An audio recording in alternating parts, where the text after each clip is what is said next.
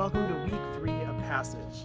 My name is Justin Wilson, and I work in youth ministry in the ELCA. As I look back and think about the moments, weeks, and even months after my high school graduation 5 years ago, all I can think about is the absurd amount of changes that were happening in my life. Not only was I leaving the town I called home for 18 years, I was also leaving my family and friends to start this new, big, scary adventure. Whatever your next big adventure is, I guarantee you that there will be some changes that come along with it. Our scripture for this week comes from Luke chapter 5, verses 1 through 11, and is about Jesus calling his first disciples. Jesus was walking towards a lake and noticed that all of the fishermen were done for the day in cleaning their nets. Jesus hopped into one of the boats and asked for Simon to take him out from shore. Jesus then told Simon to let down the nets in an attempt to catch some fish. Simon hesitated at first because they had just spent all night fishing and caught nothing. He eventually does because Jesus was asking him to, and you can't just ignore Jesus' request. They ended up catching so many fish that their nets began to break and their boats began to sink.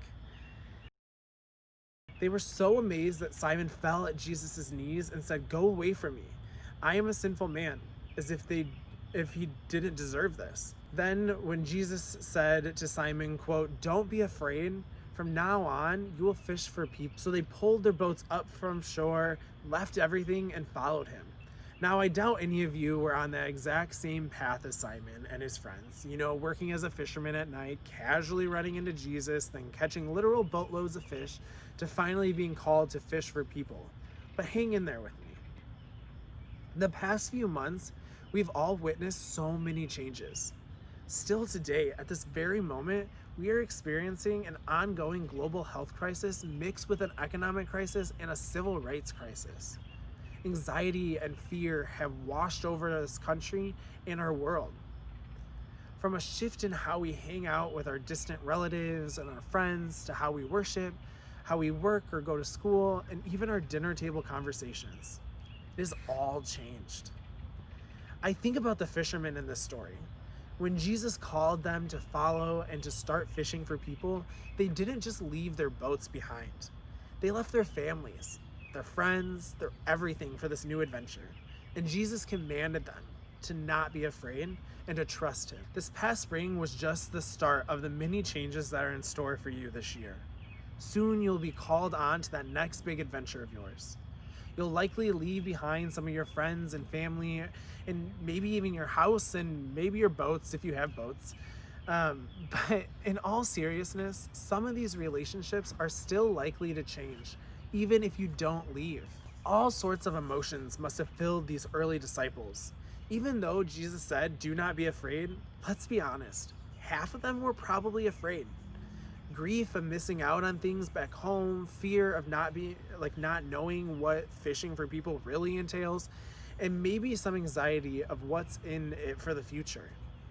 And then there was probably some who were super pumped because they had been struggling as fishermen or living in a town near that lake. You might run into some of these same emotions as you start in on your next big adventure, and that is totally okay. Looking back on all the changes I've encountered, the ones that have brought me a lot of joy and the ones that are pretty scary, I've been able to see God at work in my own life.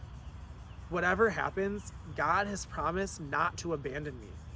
God's promises to be there in all of your change too. Jesus assures us in this verse that he is with us, even if we can't quite see or understand what God is up to in that exact moment. Change can help us grow, it can push our limits, and allows us to expand our comfort zones. So know that the emotions that often accompany change are 100% valid. It's totally okay to feel overwhelmed, to grieve, to be excited, to be nervous, to be happy. It's okay to feel nothing at all, too. I leave you with a quote from Alexandria Ocasio-Cortez. She says, "Change takes courage." So friends, let's lean into that discomfort, be courageous, and enjoy the ride. Peace.